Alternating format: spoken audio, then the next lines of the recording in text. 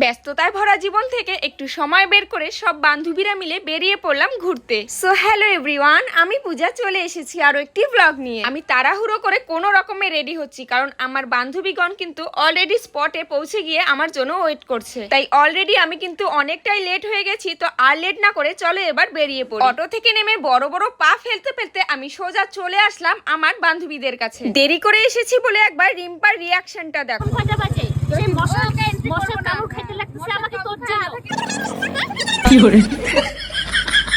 আজ আমি দেরি করে এসেছি বলে ওরা কথা শোনাচ্ছে, কিন্তু একদিন আমারও দিন ফিরবে। আমার বান্ধবীদের বক্তৃতা শুনতে শুনতে চলে এলাম প্যারেড গ্রাউন্ডে। এই যে কত কত মানুষ লন্ডন যাচ্ছে, দুবাই যাচ্ছে, প্যারিস যাচ্ছে, আরো কত কত সুন্দর সুন্দর জায়গায় গিয়ে লোকেশন গুলো তোমাদের সাথে শেয়ার করে দেখার সুযোগ করে দেয়। আর এত এত দামি দামি ব্লগারের মাঝে আমি এক গরিব অসহায় ব্লগার, যে কিনা 10-20 টাকা জমে গেলেই চলে আসি প্যারেড গ্রাউন্ডে, কারণ আমার এই জায়গা থেকে বাইরে ঘুরতে যাওয়ার অকাত নেই।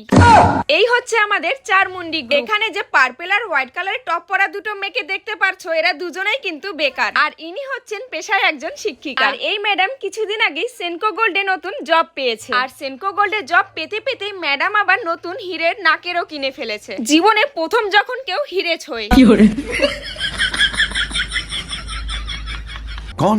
আসলে নিজে কোনোদিনও হিরে কিনতে পারবো কিনা জানি না, তাই বান্ধবীর নাকেরটা ধরে নিজেকে একটু সান্ত্বনা দিচ্ছিলাম। তারপর দৌড়ে সোজা চলে আসলাম এই সুন্দর ফুল গাছটার কাছে। রাতের বেলা যতটা না সুন্দর দেখাচ্ছে, দিনে আসলে হয়তো এর থেকে 10 গুণ বেশি সুন্দর লাগতো। আর শুধু একটা না, এখানে এমন অনেক গাছ আছে যেখানে এত সুন্দর সুন্দর ভাবে থোকা ধরে হলুদ ফুলগুলো ফুটে আছে। ঘুরতে এসেও আমি আর জয় কিন্তু আমাদের কাজ করাটা ছাড়িনি, তাই ঝটপট মাইকটা সেট করে আমরা টুক করে একটা কন্টেন্ট শুট করে নিলাম। আর এই হচ্ছে আমাদের গোলুমলু বান্ধবী, যে কাজের চাপে অনেকটাই শুকিয়ে গেছে। এ কিন্তু খুব সুন্দর গানও করে, তাই আমাদের আবদারে আমাদের এই গোলুমলু বান্ধবী শুরু করে দিল গান করা। চলো একটু তোমাদেরকেও শুনিয়ে দেই।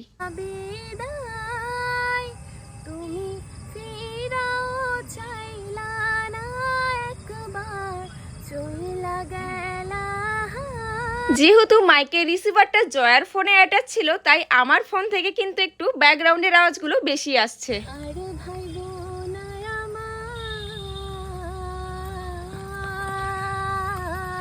আমার বান্ধবীর গলা থেকে এই গান তোমাদের কেমন লাগলো কমেন্ট করে কিন্তু অবশ্যই জানিও। ভেবেছিলাম বান্ধবীদের সাথে ঘুরতে যাব, কোনো ডিপ্রেশনের সিন নেই, কোনো মন খারাপের সিন নেই, পুরো চিল করব, কিন্তু আমার এই বান্ধবী এমন দুঃখের গান শুরু করলো যে আমি কাঁদতে কাঁদতে ভ্যাংচাইতে ভ্যাংচাইতে ল্যাংড়াইতে ল্যাংড়াইতে সোজা চলে আসলাম রেস্টুরেন্টে খাবার খেতে। এই আয়নাটা কিন্তু আমার ভীষণ ভালো লেগেছে ভাই, আমি এটাকে সঙ্গে করে নিতে চাই। আর সাথে এই কর্নারটাও কিন্তু বেশ ভালো লাগছিল, খুব সুন্দরভাবে